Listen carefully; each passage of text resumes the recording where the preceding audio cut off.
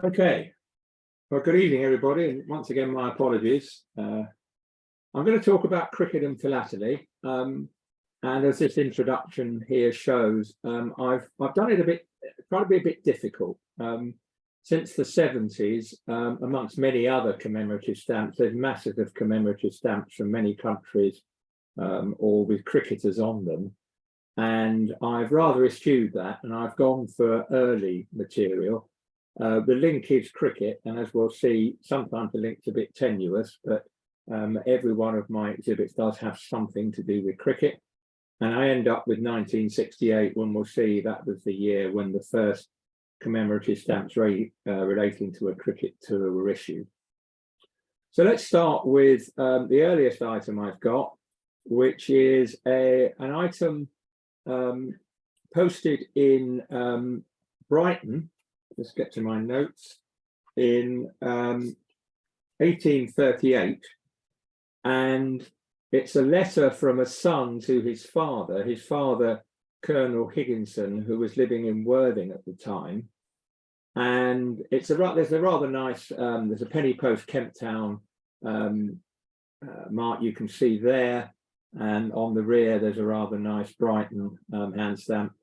For September the 21st, 1838. And the letter talks about going to a cricket match. And he mentions Pilch and Clifford. Pilch was Fuller Pilch, who in contemporary accounts was talked about as the best cricketer of his time.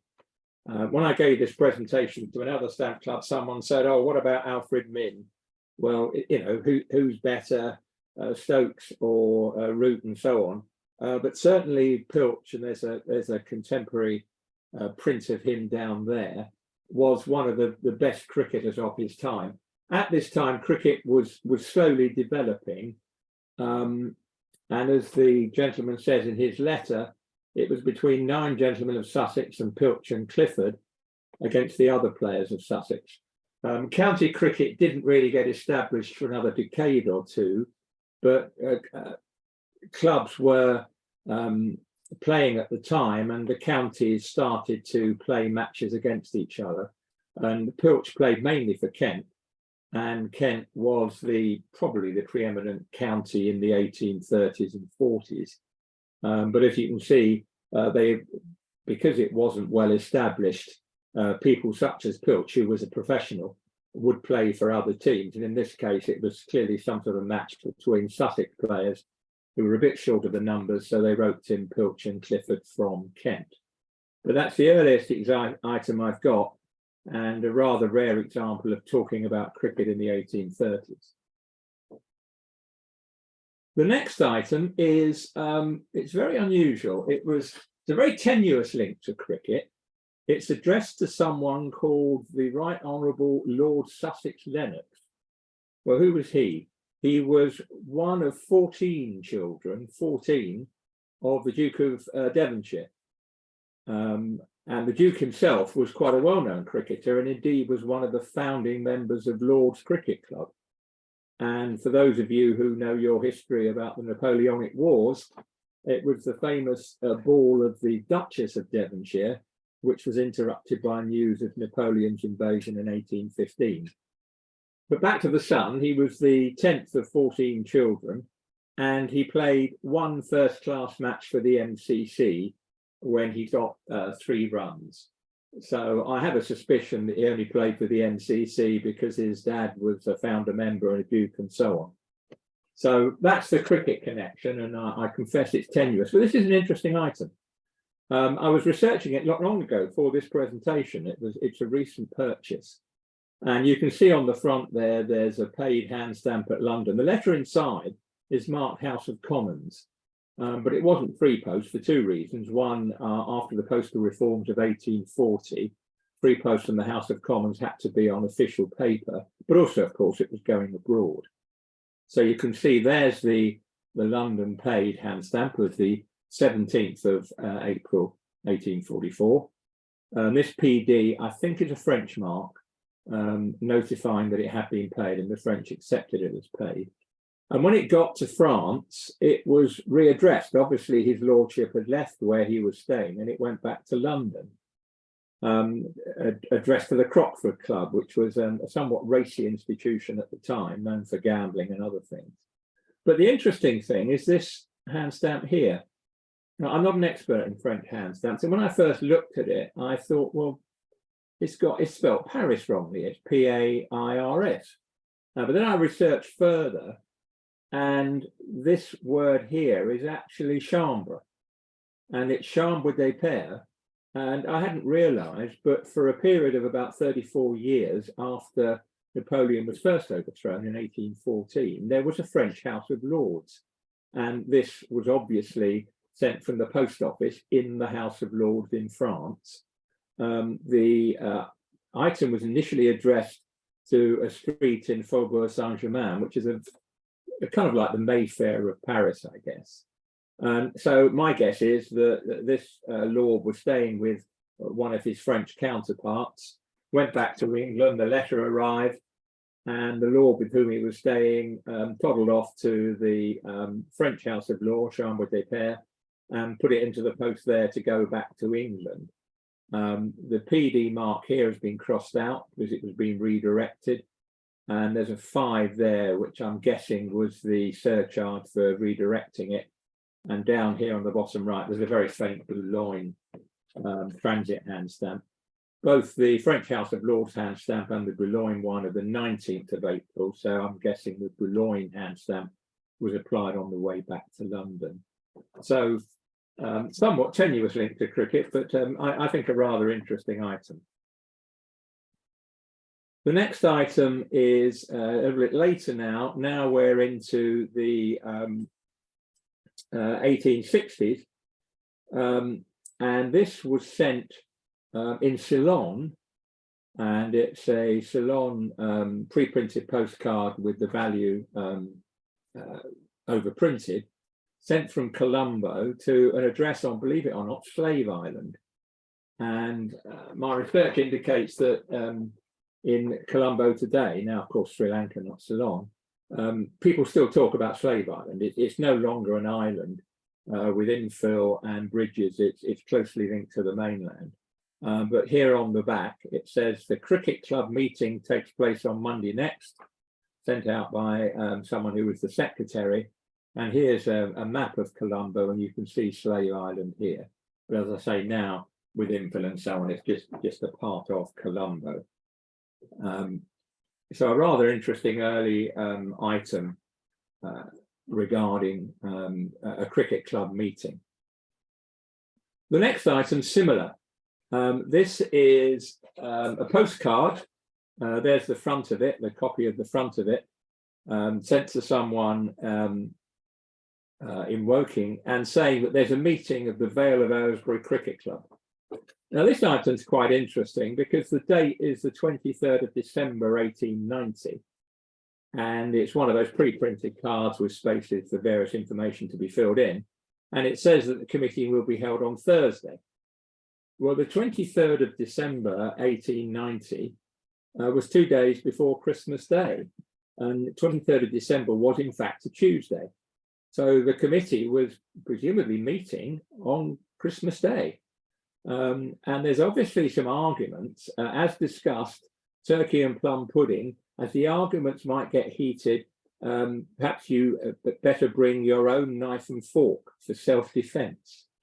I'm not quite sure exactly why that was put on there, but the club was actually wound up a few years later, and there now is an Aylesbury Cricket Club, but the Vale of Aylesbury Cricket Club is long gone. But a rather nice postcard from the 1890s with a very standard pre-printed feature. The next 2 items are a bit of a cheat, I have to say. I've called it the other NCC. When I was doing some research, I found out that actually there's a company, I'll just reduce the size somewhat. There's a company called MC Carathanasis, I think it is, in Samos, who were actually well-known cigarette exporters, and they sent a lot of cigarettes to GB. And MC Charathanassis was, of course, MCC, and they've even got MCC on there. And it's just it's a blank card, basically saying thank you for your check. And the next page is similar vein. These are matchboxes, again with MCC on them, and there's a little seal in the bottom there as well. So I fully accept a bit of a cheat, but a bit of fun. Another MCC. The next item is probably the gem of my collection. From the 1860s, 70s right through until the early 1900s, the famous W.G. Grace was unparalleled in terms of his impact on English cricket. And it's very hard to get items with Grace's signature on them, mainly because, ignore philately, there's a big cricket memorabilia collectors market. And so he features a lot in that. It's even rarer to get something from Grace which talks about cricket. Those of you who know your cricket history will know that Grace mainly played for Gloucestershire, but he was a fairly commercial sort of guy.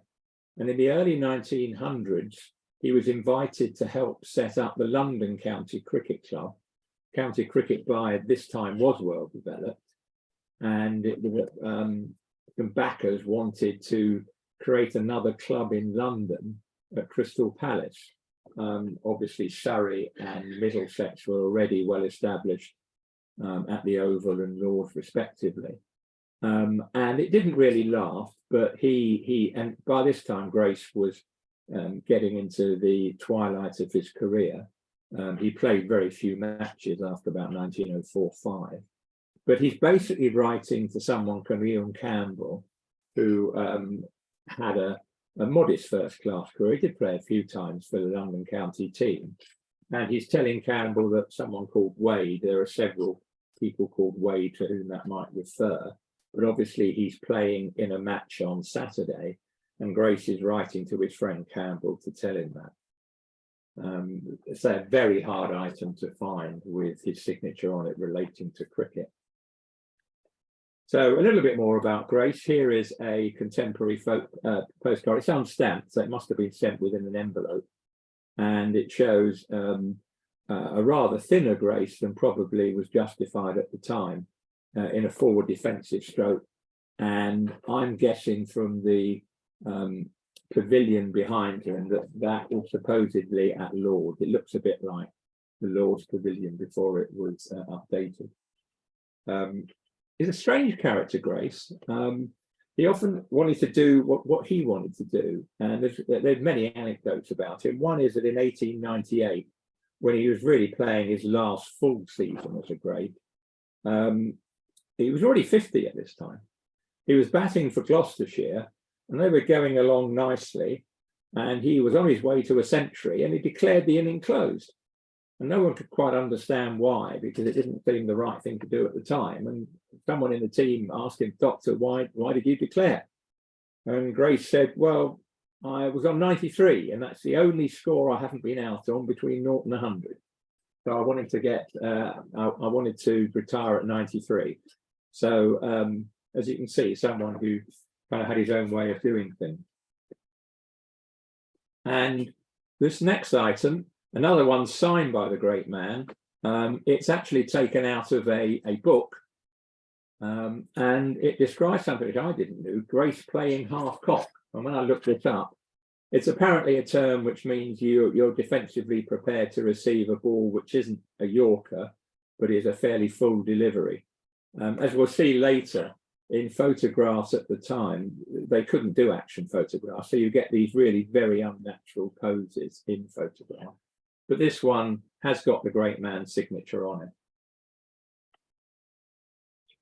it. The next item, it's a bit of a, I was going to say it's a trick question, but having talked about Grace, maybe not. Grace faced many cricketers in his time, and one of them was Arthur Conan Doyle, the creator of Sherlock Holmes, amongst other things. Conan Doyle was quite a keen sportsman, played several sports, and did play a number of matches for MCC. In fact, he played 10 times for MCC, and as a bowler, he got just 1 wicket. And of course, who was that 1 wicket? It was W.G. Grace. Grace was on 110 at the time, but this was the only wicket that Conan Doyle ever got. Well, I think he probably dined out on that one for many, many years. And of course, just to exemplify, it's very hard to get. I've got a modern postcard, a reproduction there of Conan Doyle. Again, like cricket generally, there's a big collector's market in Conan Doyle memorabilia. And the last time I saw a postcard on the internet that he had sent, the price was over £1,000. So sorry guys, but it's just a modern copy there. But just to complete the trio, we've got Conan Doyle featured on a British issue in 2009. And I remember this one, the Sherlock Holmes issue in 1993. And in fact, Conan Doyle was even on a 50p piece issued in 2019. So his claim to fame, apart from creating Sherlock Holmes, was that he bowled W.G. Grace. I've got a couple of humorous cricket cards here from the Edwardian era. Just bring it down one. This first one, as you can see, our local Express, and they're all playing cricket there. One wonders, and of course there's a donkey pulling the train. One wonders how that would compare to today's train drivers, but let's not go there. And this is a one with a missed catch. A nice postcard, actually. It was Portsmouth to Valletta in Malta. I haven't got room to put the details on the back, but you get a lot of these sort of postcards showing various cricket things. Now, the next one is an utter sacrilege. It's another humorous postcard, and it shows someone who's been hit by a cricket ball. And the sacrilege, of course, is that he's got an MCC cap and an MCC tie. And of course, MCC members would never let a cricket ball hit them, or perhaps not anyway. This has got a rather interesting story about it. I'll just increase the size here. One of my other collecting interests is Guernsey. And one of the elements of Guernsey collecting, or indeed Channel Islands generally, is what's called Boîte mail, where under a 1856 postal convention between France and BB, each country would accept mail posted on board ships plying between the two countries and would cancel them. So you get English stamps cancelled with, or GB stamps cancelled with French postmarks and vice versa. And I bought 2 items off a dealer, a trivial amount, I think it was £5 for 2 of them. And he said they were both from Carteret, which was a French port on the Cherbourg Peninsula. And I was looking at this postmark, I thought, it's not Carteret, I can't work. Anyway, it looks more English than French. It's got a paquebot on it, sure. And eventually the penny dropped, it's actually Cape Town. So obviously this was posted on board a ship, and it's nothing to do with the Boîte. The empire, of course, South Africa.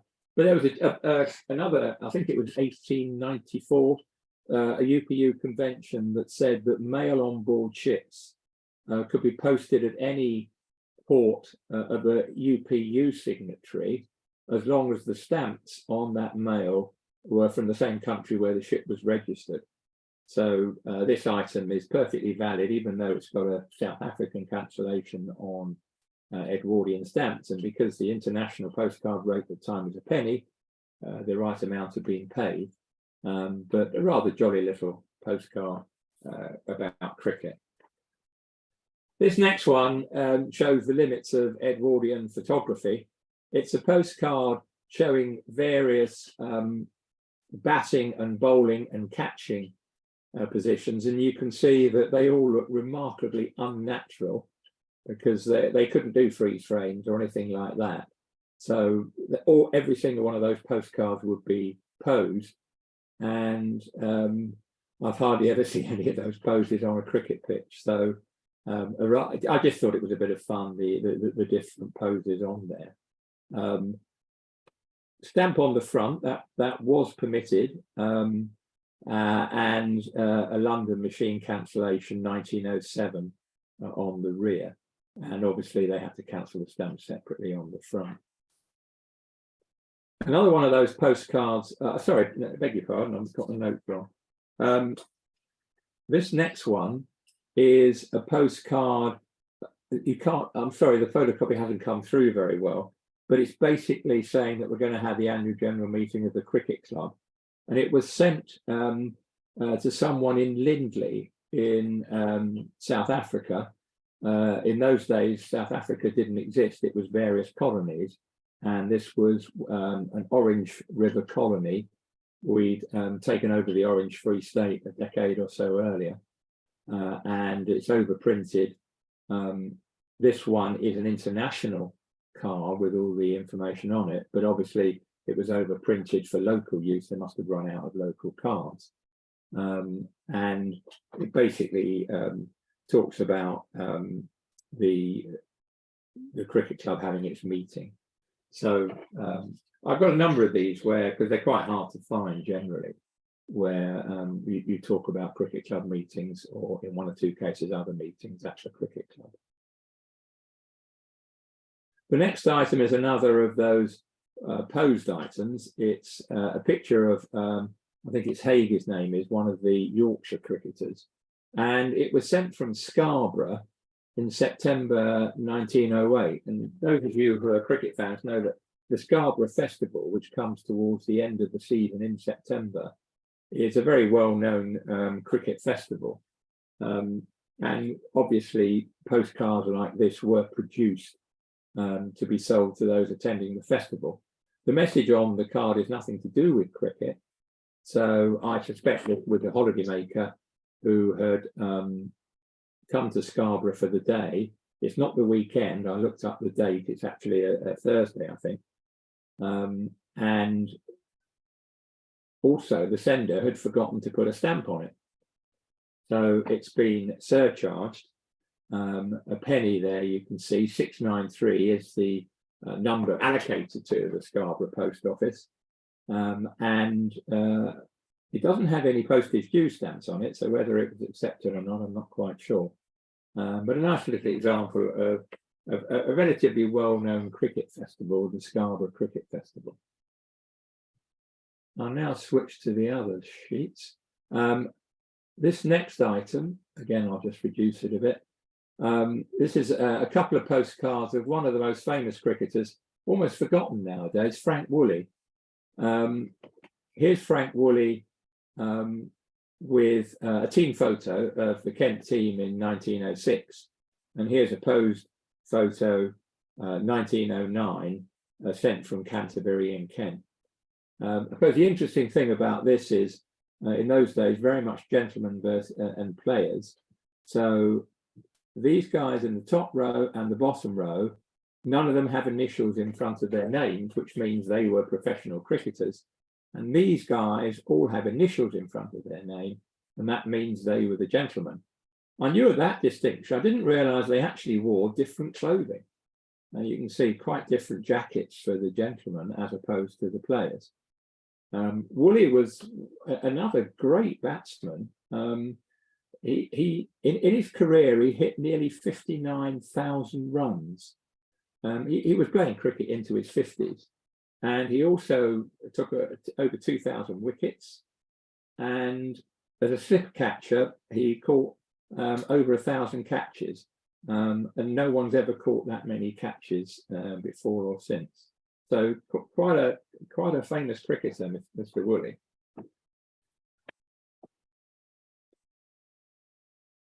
The next item is an advertising postcard from the 1920s. I'll just scale up a bit. It's the 1924 South African touring team. And here's a group photo of that touring team. And this was obviously used by Jaeger, the clothing people, advertising the fact that they're clothing the South African team. And here are all the places where the matches are being played. And it was obviously sent to a list of their customers and so on. And here you can see Jaeger, New Bond Street, Bath, and sent to someone in Bath. So Mr. Pratt Barlow, to whom it's addressed, no doubt they were hoping to sell him cricket shirts or sweaters. So a rather nice example of an advertising card. These are very common photographs of cricketers. This is Jack Hobbs. It was getting, you can see from the photo, obviously in his 30s, probably even in his 40s.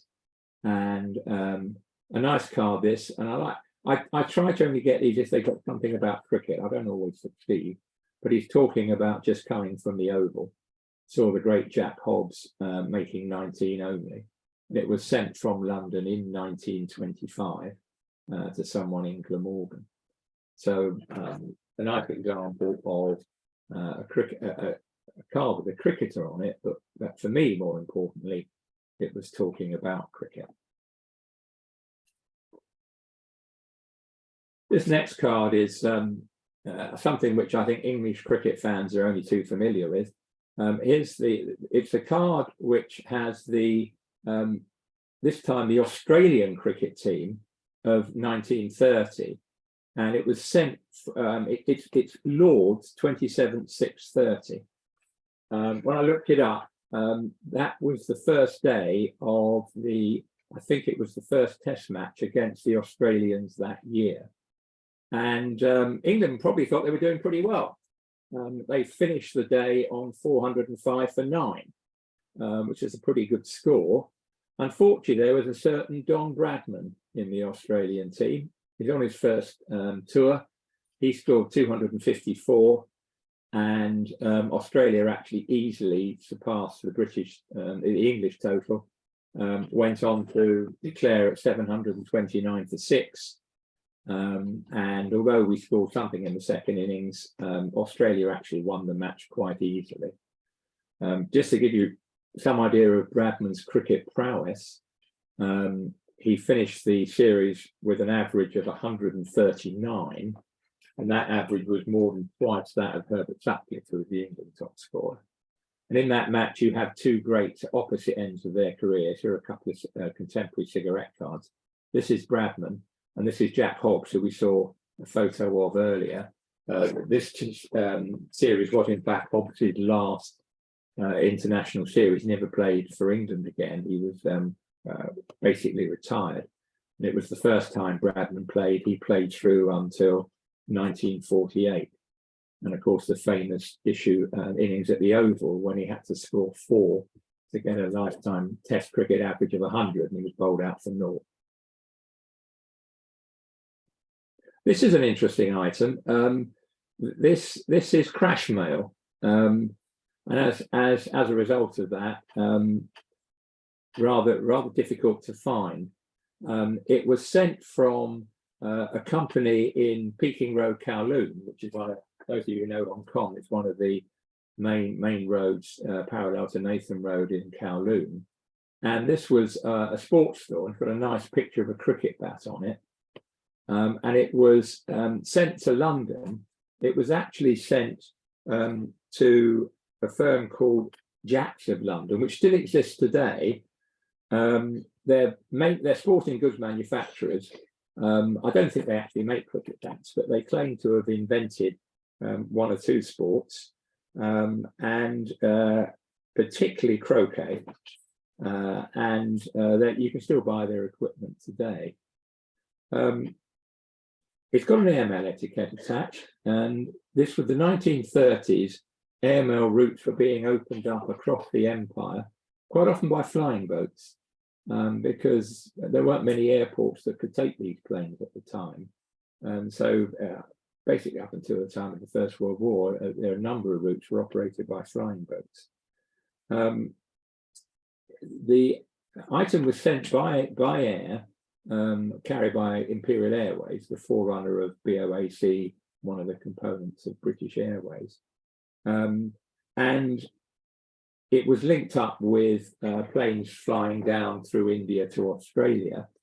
And on the way back, it eventually became part of a mailbag on a flying boat called the Scipio.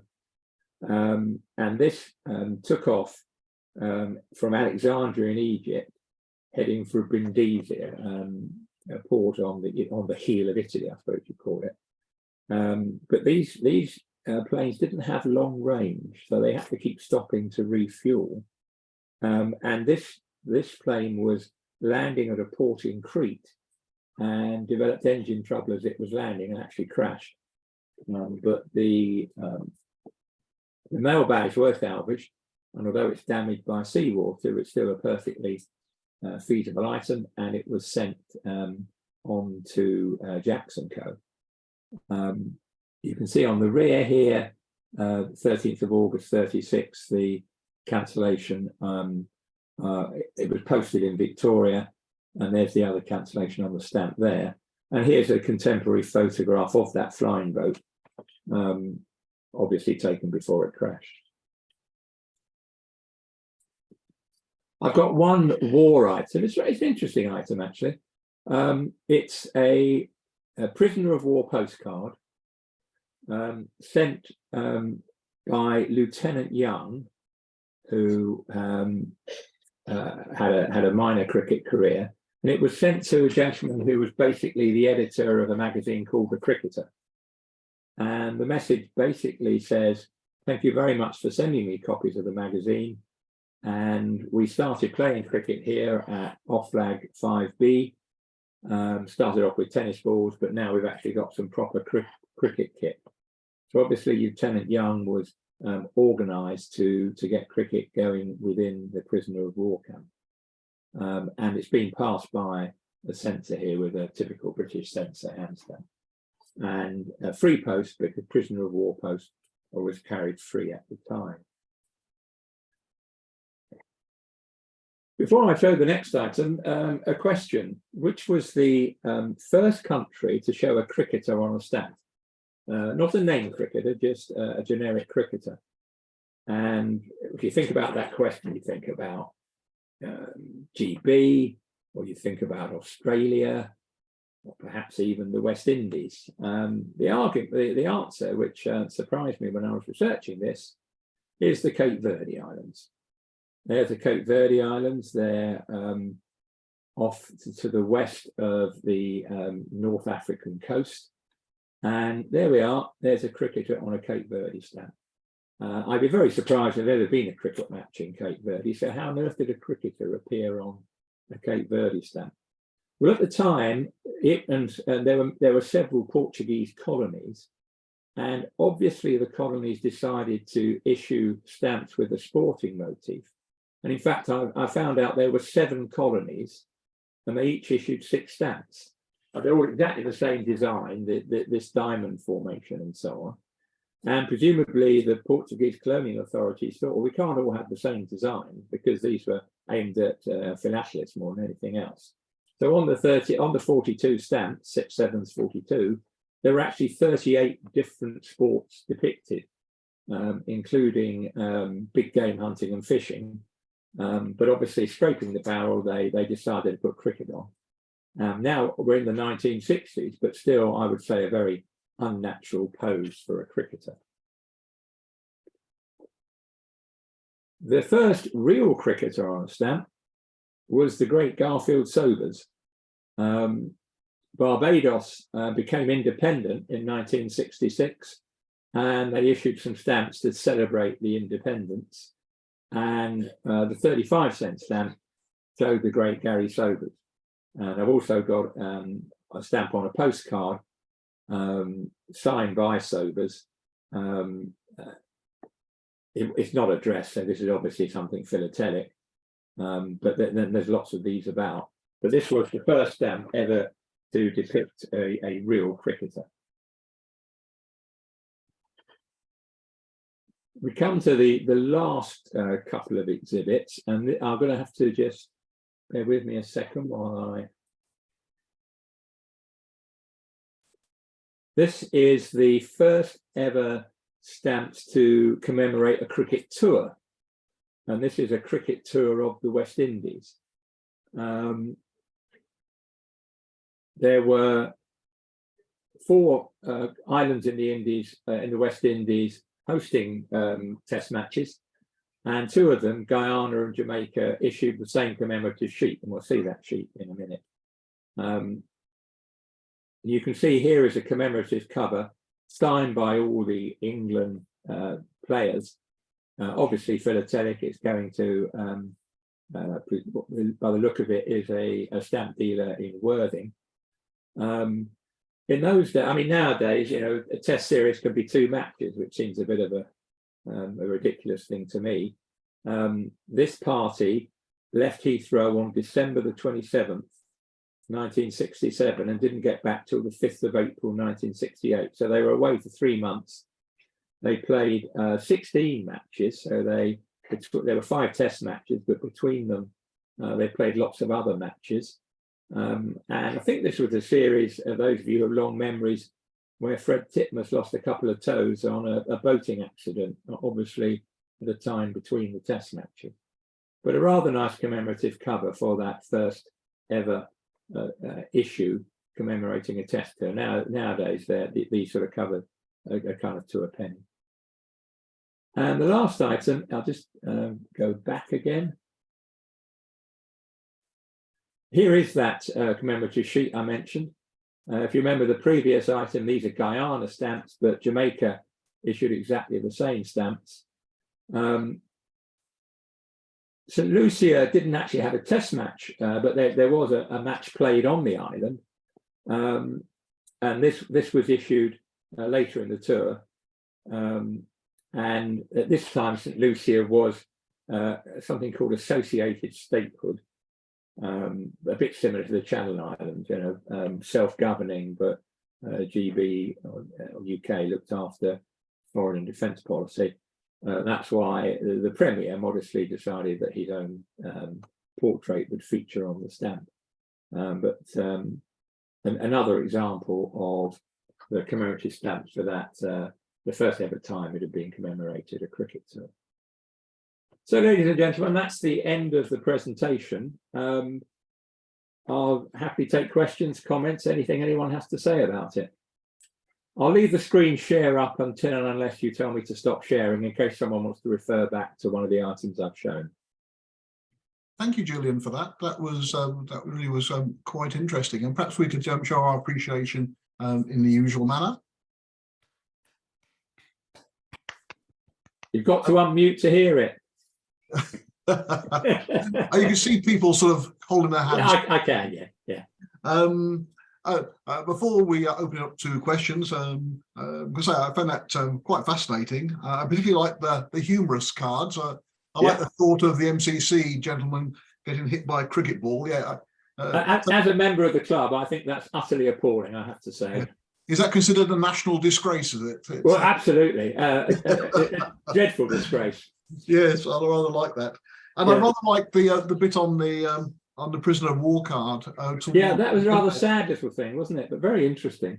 I thought one of the comments on the card, right at the very bottom there, where it said it was now dangerous for the sunbathers. Now they've changed from tennis balls to leather cricket balls. I think indeed.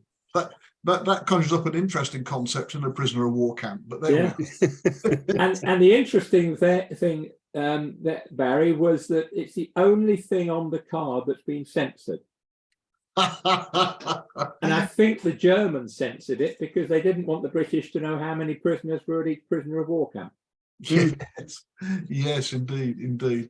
Okay, any questions at all? I don't see anything in the chat line. If someone would like to speak up, I can't see you all, so I can't see you all, but anything from anybody? I've got a couple of comments. Oh, please. Yeah, the nice Scarborough postage due mark and postage due stamps weren't issued until 1914, and that's 1909. Oh, that explains it. Yeah, I should know that, shouldn't I? It's on further up here, isn't it? And the other comment is That's the previous one. There was a very nice miniature sheet issued to commemorate a cricket match between Harrison's printers. Harrison's printed it, and the Crown agents. I'm not sure what year, but around the mid-1960s. Have you seen? I haven't seen that. No, was it actually a postage sheet or a seals? A postage sheet. It looked very like the West Indies sheet. Yeah. And it was done just Cinderella, not proper postage. Yeah, indeed.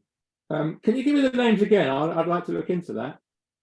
It was issued to commemorate a cricket match between Harrisons, who printed the sheet, Yeah. and Crown agents Okay. stamps. Have you got one? Yes. Any idea what Or it is? scan. Yes. I haven't heard of that one at all. Got one in a collection. I've got one in my collection, and we'll I scan can't it. find it now. and Could I? send you a copy of it. If you could, I would be really grateful. There's a few like that. There was I can't remember which state, but there's an Australian state that issued something like that in the 1930s, I think. Very hard to find, but there are. I haven't really focused too much on seals, but there are a few around well before the 1970s. Okay. Any other questions? Yes, please. David Sumter. Yeah, but could you go back to the card with the railway on it and the rail workers playing cricket? Yeah. Because I've got one here in front of me, which is almost the same, and I just would like to ask why. Now, that's interesting. I have exactly the same one, but instead of our local express on it, it says at the top, "For rapid travel in ease and luxury, come to Barton." Now, this is Barton on Humber, and I collect Lincolnshire postal history. And the reason that they've done it is because they were very cross because I think it was the Peterborough. Let me see, Peterborough. The Peterborough, I can't remember anyway, one of the local railways had bypassed Barton on Humber to cross the River Humber. Yeah. And so they were using this as an excuse. Why don't you put a subline into Barton on Humber? And in fact, they did so 3 years later. So I've got exactly the same one, but so that's interesting. It is, and I'm guessing guessing posted in 1907. Mine was, so just after yours. Oh no, this is 1906, and this was in London. Yeah, this is August 1907, and it's published by Syndicus Publishing Company. So probably the same people, but there we are. Yeah. I'm guessing that they would use these cards. There may be several examples. I think that's not the case. It was just that I suddenly thought, where's that local express underneath? But it was. I think I'm doing at the moment. I'm trying to do a PowerPoint presentation on the history of postcards for my local Probus group, and that was one of the ones I was going to use. Yeah, well, I just assumed that was a one-off. Obviously, there may be perhaps there's more than one example, two examples. Well, they probably that cartoon. They're obviously using it as a base, and then anybody could put it to their local use. Yeah, indeed. I think it's significant that appears to have been sent from Southwold, because I believe there were quite a few cartoons done of the Southwold Railway, which was a narrow gauge line. No, this is it may well have been. This is printed locally just to push their point about a local line in North Lincolnshire. Yeah. Okay. Julian, how often do you add to your material these days, or is it getting difficult? It is getting difficult. I'll just go up a bit. That one that fascinated me at any rate, this one. I bought that in a UPA auction about 6 months ago, and I thought, well, I better write it up because I've got this presentation coming. But because I won't collect late material, only early material, it is quite hard to find, and quite often it's just a casual thing. I mean, those two postcards we were looking at, I mean, the Grace ones are very specifically collected, but these two I just found in a dealer's box 2 or 3 years ago at a stamp fair. The Vale of Aylesbury one, I was at a stamp fair with a friend, and he said, "Oh, well, look at this." He dug it out from a postcard list.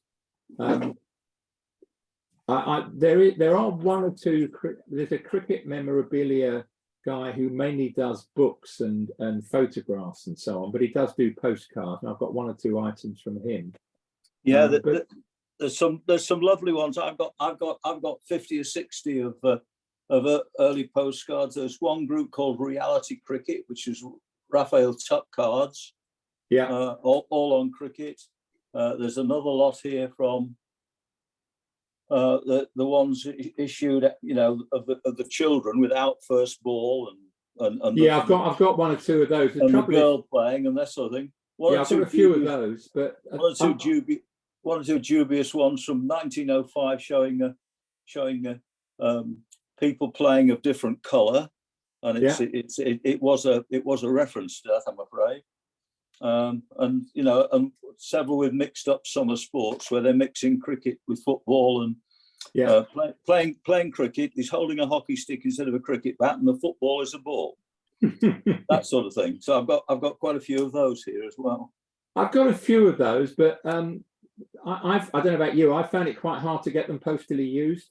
Oh yes. Only about half mine are postally used, and they're the ones I'm really interested in. Yeah, exactly. One or two I haven't written up. I've got one or two postcards. I've got one from the Mauritius Cricket Club, which actually is saying we're holding a tennis tournament, but it's not postally used, so it's languishing in a box at the moment. I do try and only get postally used stuff. Yeah, well, if I see anything spares, I'll remember you. The other thing I've got in the Cape Verde Island ones, one or two of them issued stamps on hockey, and I did produce a collection on hockey, which is now with the National Hockey Museum. But they had a similar groups with hockey and cricket in the same set in several occasions. Yeah. I mean, they were clearly just milking it for philatelic interest. Oh, totally. And at one point, I thought, well, should I try and get all 42? But I thought, no, I'll just get the one that's got cricket. No, it's the other. Sorry to don't want to monopolise it. The other thing I've got is a photo album sent from a loyal subject to the Duke of York, who's King George VI, with the detailed pictures or small pictures, very faded, unfortunately, of the 1926 Adelaide Test, and with all the autographs of the English and Australian teams. With you mentioned several of them. There was Hobbs, Sutcliffe, all that lot. Yeah, but that's not philatelic. Well, that's the point. I mean, there's a lot of that about, and I was tempted to get some signatures, but the only signatures I've got are on a obviously philatelic cover, and much more difficult to get than the others. Yeah, that's good. I think you're doing the right thing there. Okay, any other questions for Julian? Yeah, could I offer Graham. a couple of comments, please? First of all, just for the wider audience, I'm Graham Uren. I'm a recent member of the Glasgow Thematic Society, and this is the first of these meetings that I've joined, courtesy of a link being sent by our Secretary, Maureen Matheson. So thanks for allowing me in.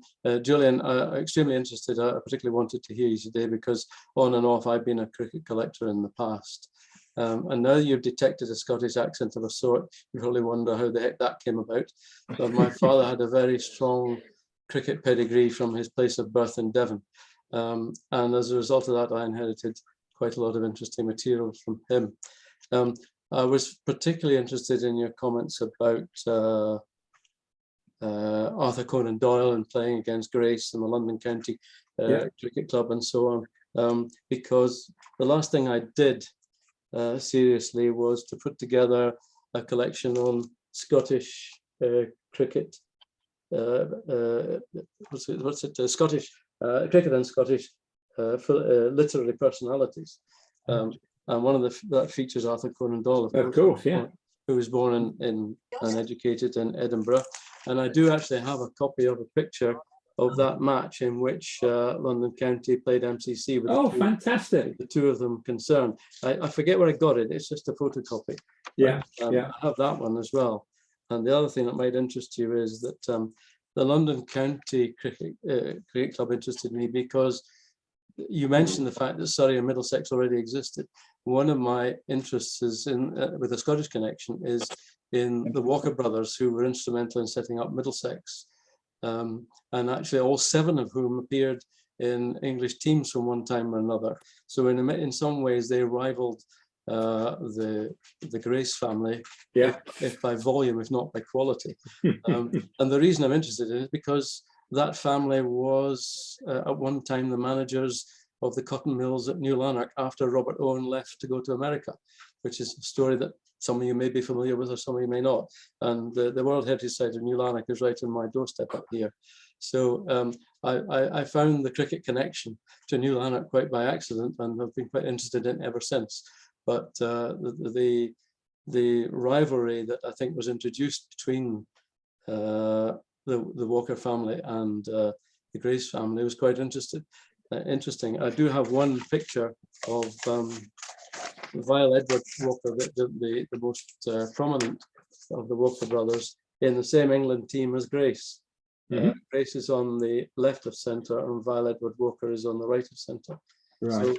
So I have, I think what I'm really saying to you is that over the years I have collected a lot of the recent standard philatelic material, and a lot of it came from Worthing, because the dealer you're talking about was Arthur Melville Brown, who had a specialist cricket and other sports dealership down there, and I subscribed to his new issues for a long time, but then got really frankly quite bored with modern cricket issues. So exactly. I've sort of gone backwards in time and chimed with a lot of what you've been interested in. So thank you very much indeed. That's lovely. Thanks, Graham. Yeah, going on to cricket families, of course. I remember many years ago as a youngster being taken to see a match in I think it was in Norfolk somewhere, where the Edriches fielded the complete team. There you go, just speak. Charles is speaking. Can I just say hello to Graham Uren? I think your father might have been my old school gym teacher at Glasgow Academy. You're absolutely right. Where are you from?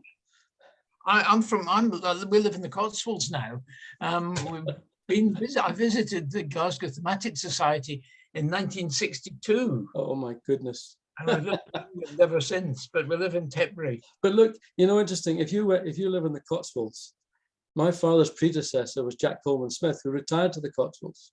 I think I can just remember him. Yeah. And then your father must have left and was taken over by Mr. Wayne. That's right. Yeah, that's right. There we are. Excuse us, the rest of you, but that's fascinating. Thank you for that. Okay, anything final before we call it a day? No? Okay, could we give Julian just one more round of applause for all his efforts tonight? Thank you very much. You're very welcome. Thank you again. Very good. That's